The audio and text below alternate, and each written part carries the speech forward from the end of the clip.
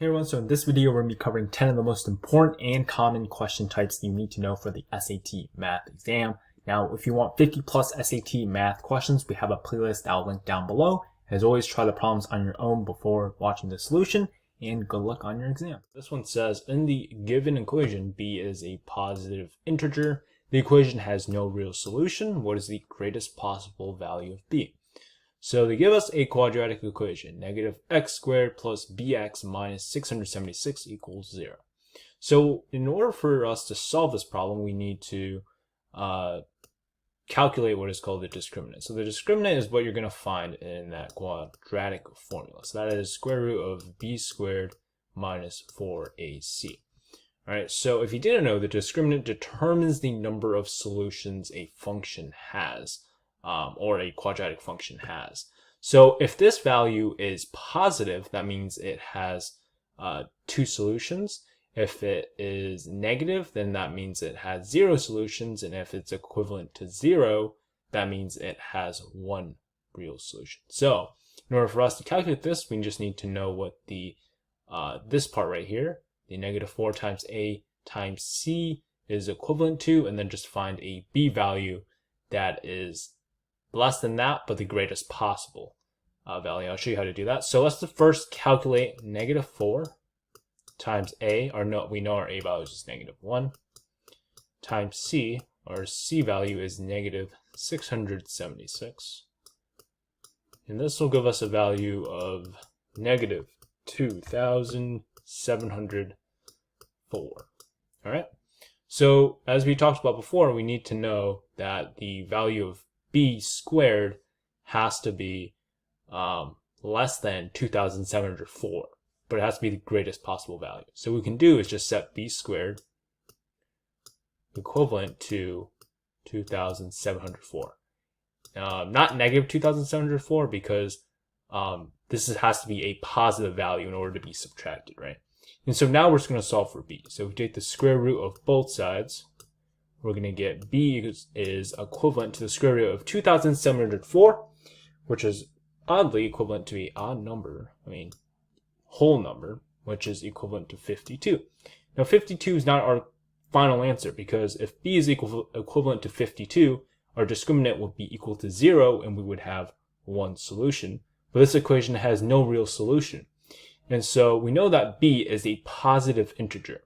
So in order for b to be a positive integer, it is just the number that is below 52. So the next closest value under 52 would be 51.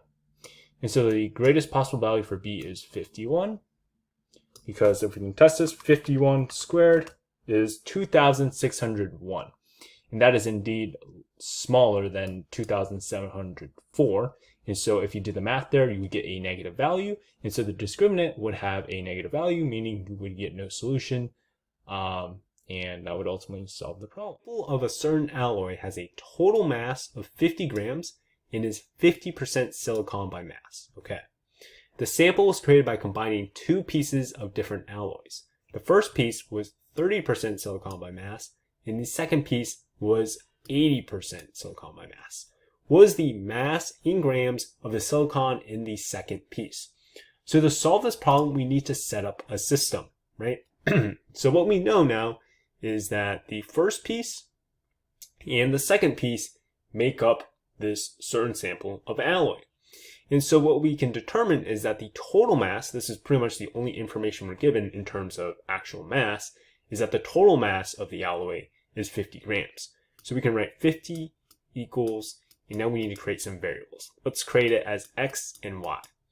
So what we want to define here is essentially x is just the mass, total mass, important to note, total mass of the first piece, and then y is the total mass of the second piece.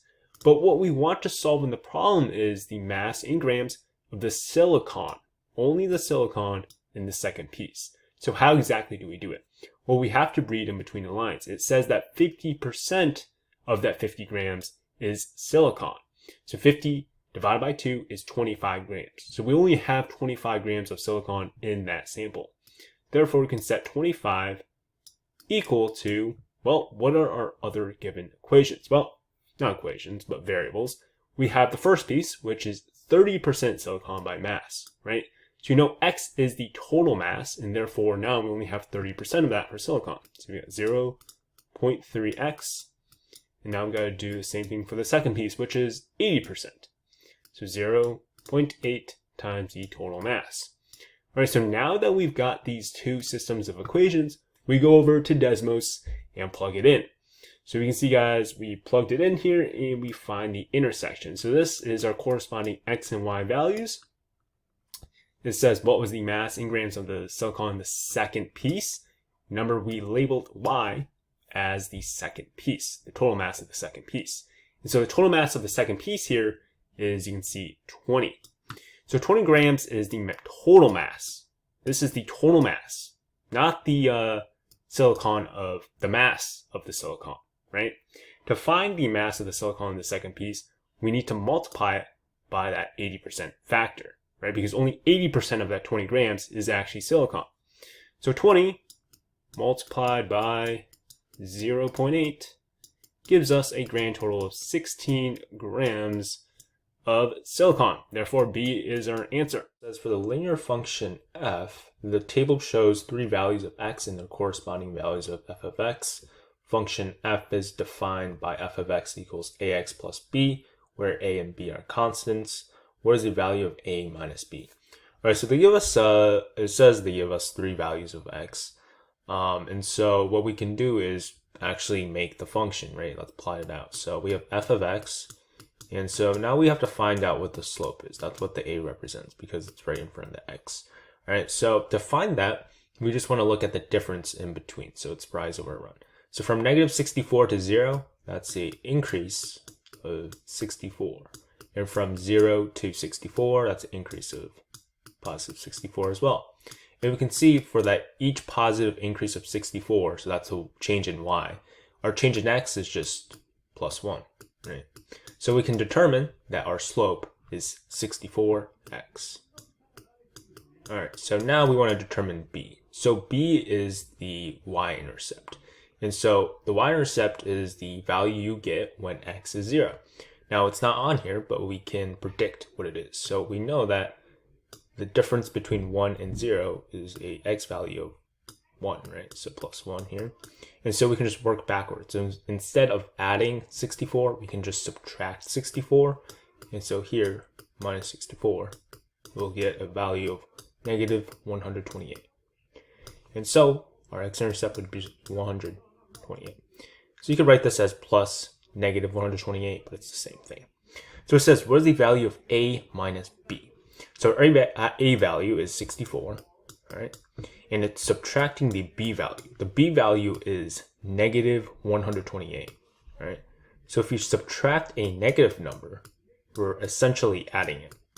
And so 64 plus 128 is just 192, so that's our final answer. In the given quadratic function, a and c are constants. The graph of y equals f of x in the xy plane is a parabola that opens upward and has a vertex at the point hk, where h and k are constants. If k is a negative, because it's under 0, and f of negative 9 equals f of 3, which of the following must be true? And they give us two clauses. So the first thing I want to point out is, just make this, and let me use another color, I'll use purple. So it says that the parabola opens upwards, right? So a parabola that opens upwards means the a value has to be positive. Now the second clause here does satisfy that, except it's not accounting for those values like 0.5, right? Like 0.5 is still a positive number, but it's just not equal to or greater than 1. And so we can't really verify the second clause unless we solve it mathematically, and we can't because they give us this information, f of negative 9 equals f of 3. So the standard equation they give us is ax squared plus 4x plus c, right? And they give us the x coordinates basically. So we can plug in negative 9 for x, so negative 9 squared is 81, and we'll just say 81a because we're solving for a, right? Plus 4x, so 4 times x would just be negative 36, so plus negative 36 plus c. And what you'll realize here is we'll set this equal to f of 3. So if we plug in 3 for x, we get 9a plus 12 plus c. So this is the interesting part, is that the c's actually cancel out on both sides. And so now we're just left with one variable, and that one variable is a, and so we can solve for a. Let's add 36 on this side and subtract 9a on that side. So we get 72a equals 48. Divide both sides by 72. We get a equals 48 over 72. So therefore, we can actually eliminate that second clause because that is not true. A does not have to be equal to or greater than 1. We just proved here that the a value is a decimal value. It's positive. It's under 1, but it's still positive. So now what we need to do is prove the first clause, right? So is this first clause true? Well, we already have the standard equation here, and we know the a value, so let's just write out what we know. So we have 48 over 72, x squared plus 4x plus c equals something. So the problem here is we have too many missing variables, right? We need a value to plug in for x, except we don't know c, so we can't find whatever the outcome is, the y value. But what we do know is that they've given us this information. K has to be a negative. What is k? K is the negative, K is the y coordinate of the vertex, right?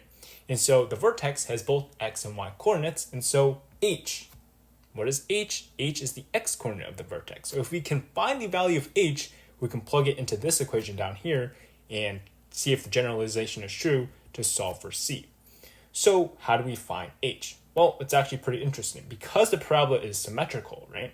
And we know these two, f of negative 9 and f of 3, they're equal to each other.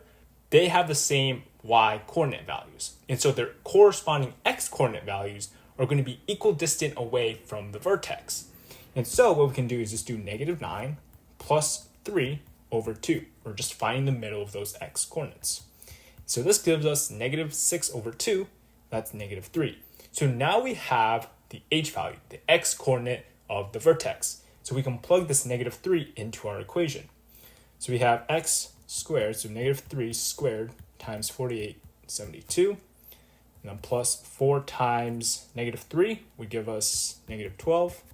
Plus c, we don't know what that is equivalent to k. We know k has to be negative. Let's keep that in mind. So this would be 9. Negative 3 squared is 9 times 42 over 72. That'll give us 6.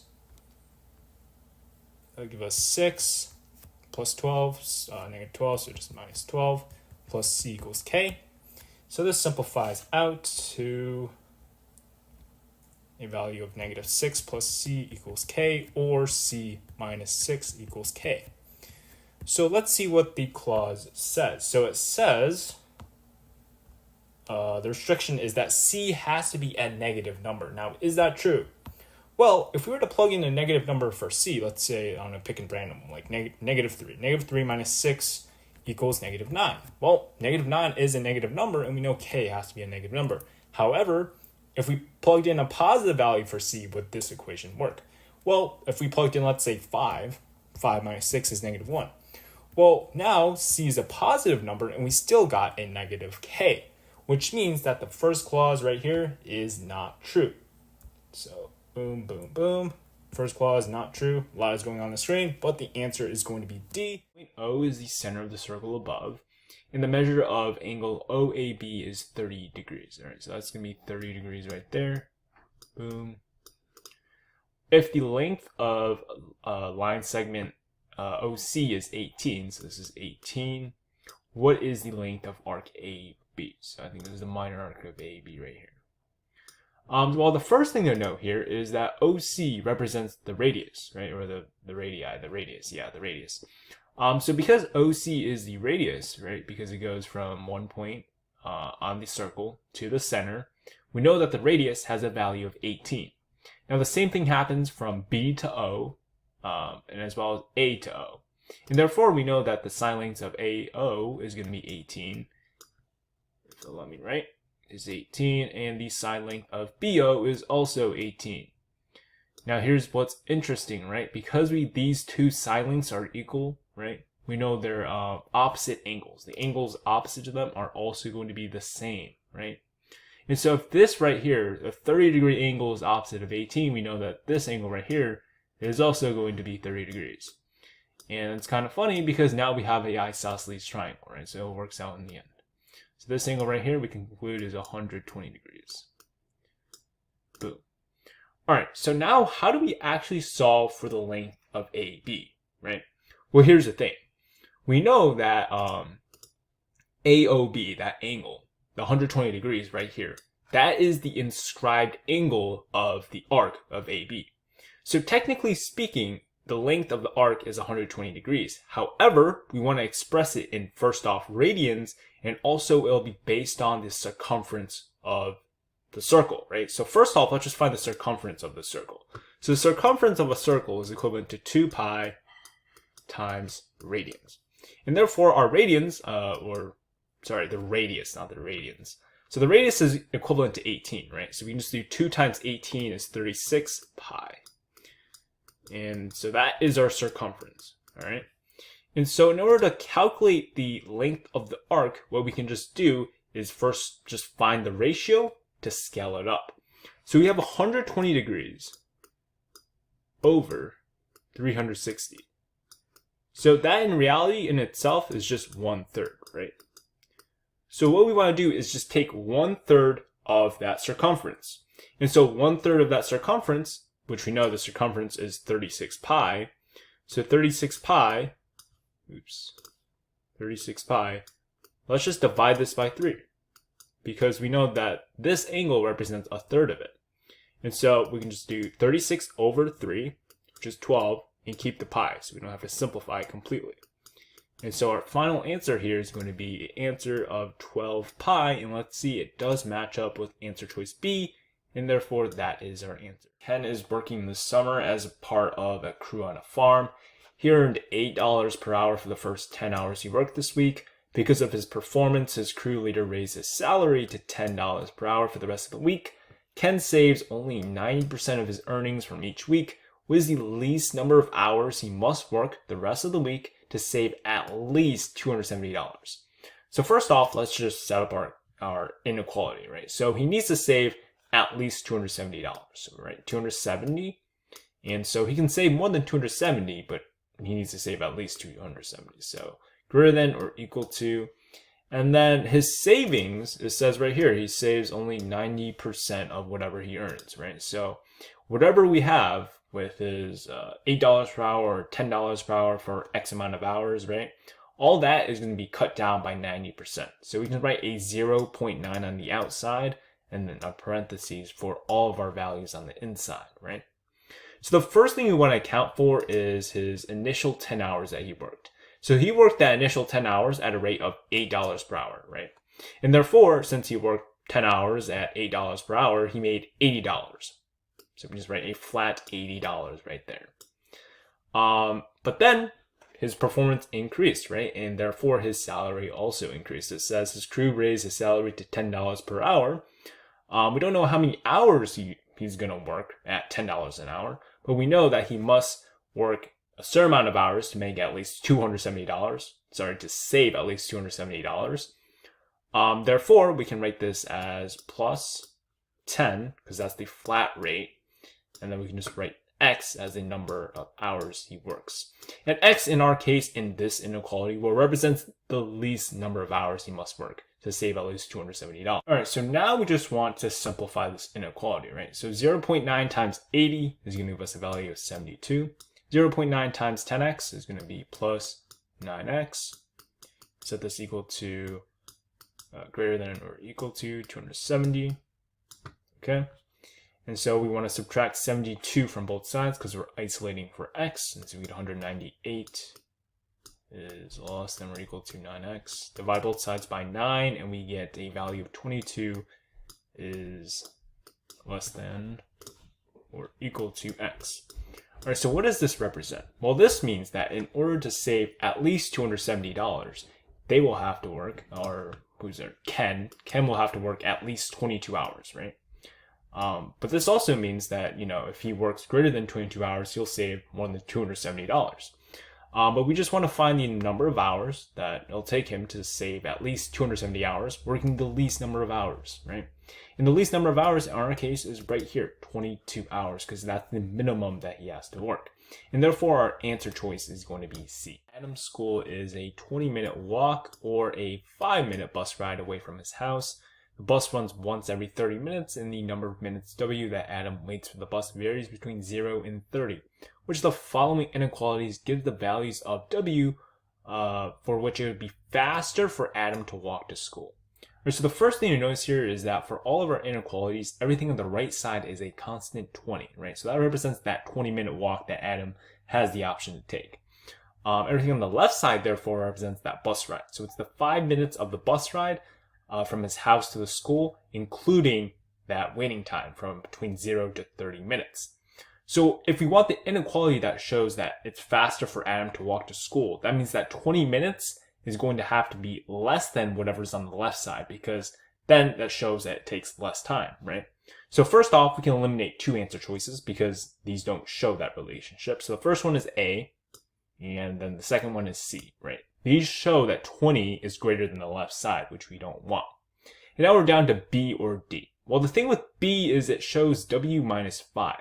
In reality, this doesn't really make any sense because that 5-minute bus ride is included in the waiting time, right?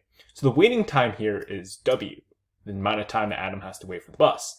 And so we want to add on that 5 minutes because it takes 5 minutes to actually get on that bus from his house and actually arrive at school. And therefore, it can't be minus 5 because we're not taking away time, that's just adding time to him. And therefore, our answer is going to be choice D. Shipping service restricts the dimensions of the boxes it will ship for a certain type of service. The restriction states that for boxes shaped like a rectangular prism, which I've drawn one out here, it's a pretty good drawing actually, the sum of the perimeter of the base of the box and the height of the box cannot exceed 130 inches.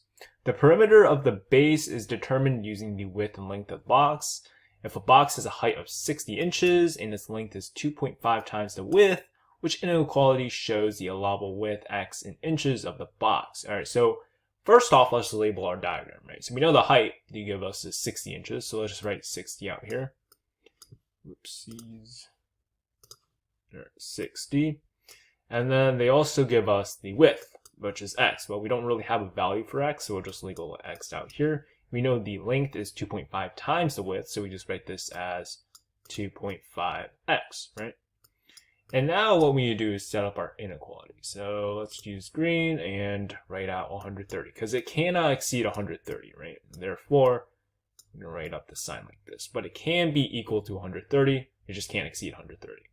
All right, so now we need to find what the restriction actually is for the 130 inches, right? Well, it says right here, it's the sum of the perimeter of the base of the box and the height of the box. And so the height of the box, first off, we have a value of 60. So we have 60, and it's the sum. So we're going to add this to whatever we have with the perimeter of the base of the box. So the perimeter of the base of the box is just that base, that one side, right? So that one side, we're going to have that length and that width. However, there's that other side. I'm trying to make the drawing. So this is a three-dimensional object. So you have two widths in reality, right? So you have a width on this side right here, and you have a width on the other side. And the same thing with the length, right? So you have 2.5x on one side and 2.5x on the other side. And therefore, when we write our inequality to find the perimeter of that one, side, we can just double the addition of both the length and the width. And so we can write this as 2 times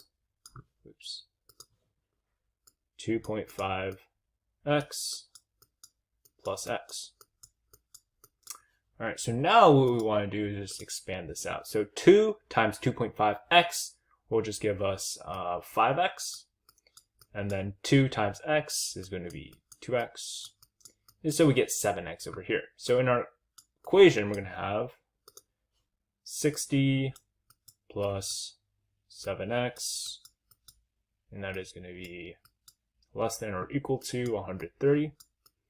And now we can just solve for x, right? Because x is going to be that width that we're trying to solve for.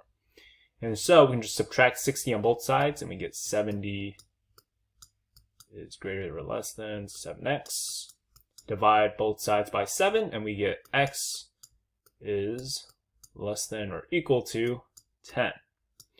So we get this inequality over here, and we want to match it up to the answer choices. So let's look at our answer choices. So for A, we have x is greater than 0, but less than or equal to 10. Well, that actually lines up exactly with our equation, right?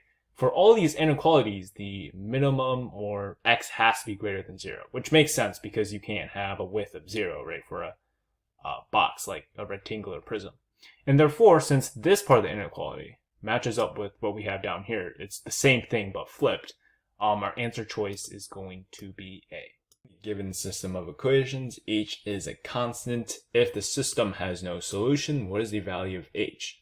Alright, so if the system has no solution, that means the lines will never intersect. And we can see here we're dealing with linear lines, and so linear lines that never intersect are going to be parallel lines. And we know parallel lines have the same slope and different y-intercept. So in order to do that and find the corresponding values for the constant of h, what we need to do is first put these equations into slope-intercept form. So the top one right here, what we can do here is add 9y to both sides, and then we want to subtract 5 from both sides, just so we can isolate for y. So we have 18y equals 4x minus 5.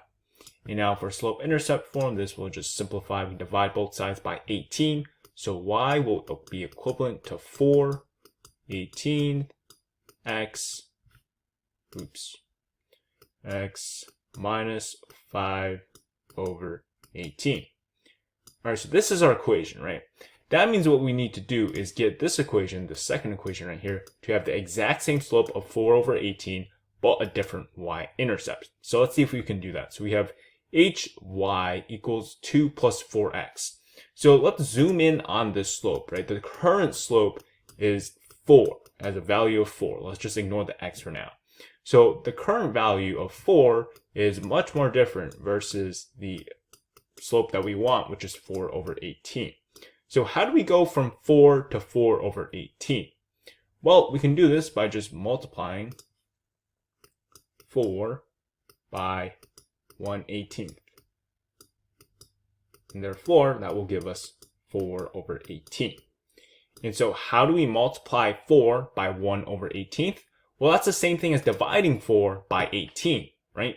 And we know that in order to divide this 4x, the h value will have to represent that, right? So let's say h was 18, then 4 would be divided by 18 when you isolate for y. So I'll show you how this works. So if h was if h was 18, then we get 18y equals 2 plus 4x, right? And so now when we isolate for the y value, divide both sides by 18, we get y equals 2 over 18 is 1/9 plus 4 over 18 x. And so now we have our two equations, right? We have this equation and this equation. We can clearly see that they have the same slope of 4 over 18, right? But they have different y-intercepts as we wanted before. So this one has a y-intercept of negative 5 over 18. This one has a positive y-intercept of 1/9. This is messy. But because of that, we know the constant h is going to be the letter D, 18. Figure AC equals CD, okay? And the measure of angle EBC is 45 degrees, so let's label that. Boom. Okay, and the measure of angle ACD is 104 degrees.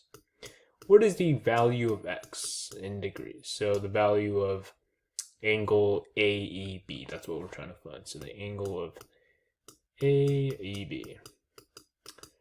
Okay, so how I like to approach, just geometry problems in general when you're trying to find an angle is just, don't try and take it in all at once. Just take it step by step, break it down, see what angles you can find, see what theorems you can implement, and eventually, you never know, you might find the answer from that. So first off, they tell us that AC equals CD. So this triangle right here, triangle ADC, this is a isosceles triangle, right? Because these two side lengths are equal, then we know that these angles here, angle D and angle A, are going to be equal to each other.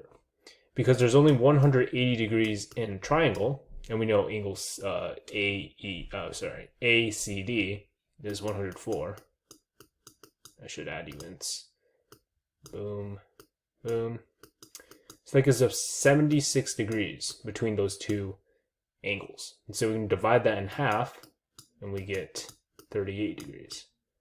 So we know each of these angles, so angle A is 38 degrees, and angle B is also 38 degrees. Okay, so that's one step of the puzzle. So how exactly can we find angle this X, right? So one way I'm looking at it right now is it's on this line right here, and we can use what's called the supplementary angles, right? Because two angles on a straight line will have to equal 180 degrees. So if you find this angle right here, angle DEB, whatever that is, if we find that value, then we can just subtract 180 minus that value, and then we get whatever X is going to be. So is there a way to find angle DEB? Well, it's actually pretty interesting because they gave us the measure of EBC, this angle up here, and we just figured out the angle of BDE. And so these two angles make up a portion of this triangle, right? So it's this triangle right here. Boom, boom, boom. Oops. This triangle. All right.